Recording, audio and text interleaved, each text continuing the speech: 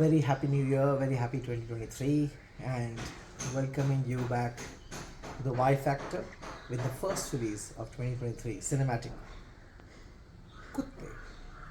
This much anticipated film of late, directed by Vishal Bhardwaj's son Aasman Bhardwaj, written by Vishal and Aasman, lyrics by Gulzar,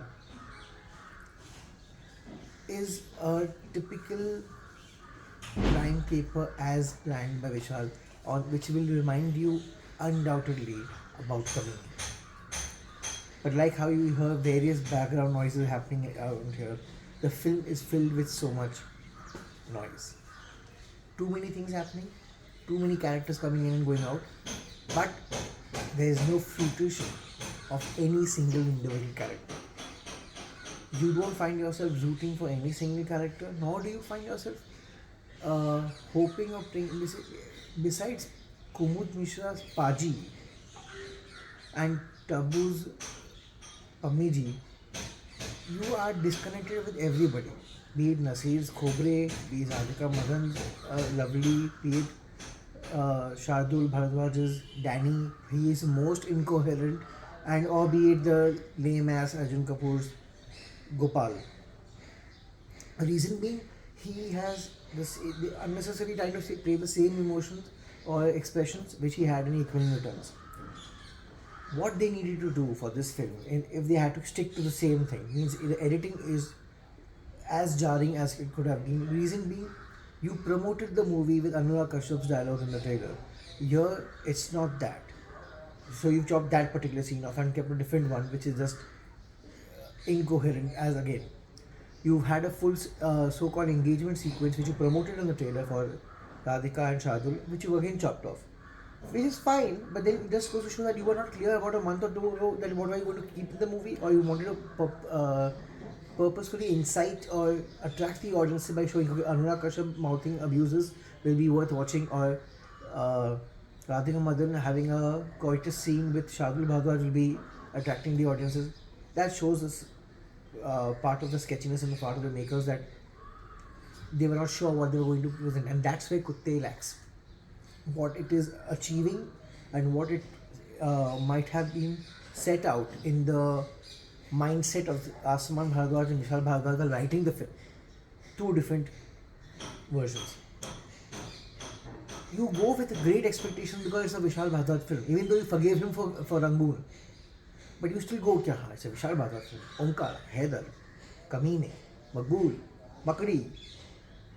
So he's going to come up with something which is going to be of similar type. And if his son's directorial is going to add more punch to the thing. He got Dhantaran back in a rehashed form, which is adding more spunk to it. But then the film falls somewhere with what would the apt line be?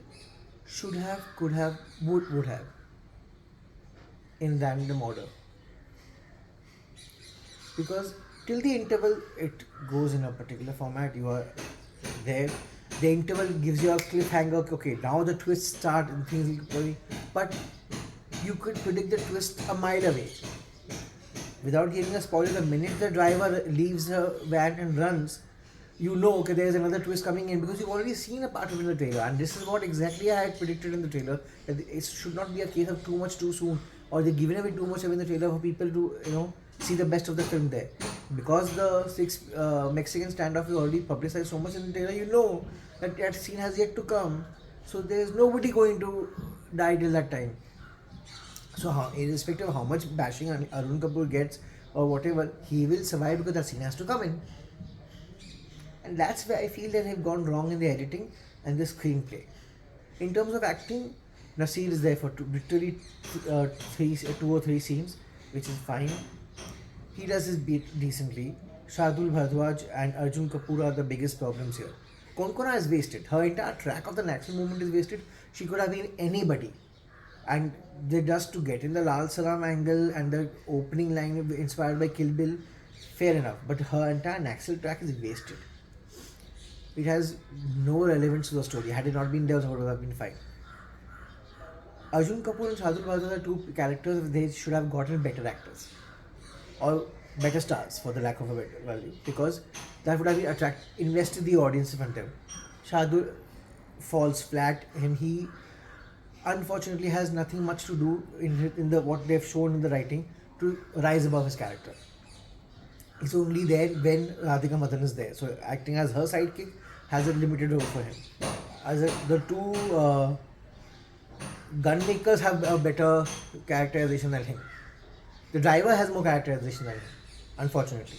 Arjun Kapoor is carrying the same emotions from expressions from Ek Villain Returns. So unfortunately, he doesn't have the bandwidth to play such a role where you feel anything for the character of Gopal.